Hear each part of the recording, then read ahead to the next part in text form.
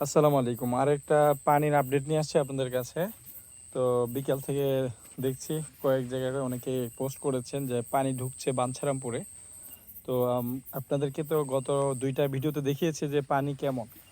এ আসলে বলা যায় কিছুটা পানি বাড়ছে, আবার অল্প কিছু বাড়ছে। সেটা সামান্য, তেমন কিছু না, 1/2 ইঞ্চি বলা যায় আরকি। তো পানিটা এই পর্যন্ত ছিল, এখন ওইখান থেকে এই পর্যন্ত আসে। মানে একটুখানি উঁচু, এটার লেভেল তো। তো বুঝতে পারতেছেন পানি কেমনটা বাড়ছে, সামান্য বাড়ছে। তবে আলহামদুলিল্লাহ আমাদের বাঞ্ছারামপুর উপজেলার জন্য তেমন কোনো সমস্যা হবে না আল্লাহ পাক চাইলে। হ্যাঁ, সামান্য একটুখানি বাড়ছে, ওইখানে একটা লেভেল, ওইটা দেখলে বোঝা যায় যে আগের যেই পানিটা উঠেছিল সেটার তুলনায় এখন ওই সেই পর্যন্ত পানি এখনো আসে নাই।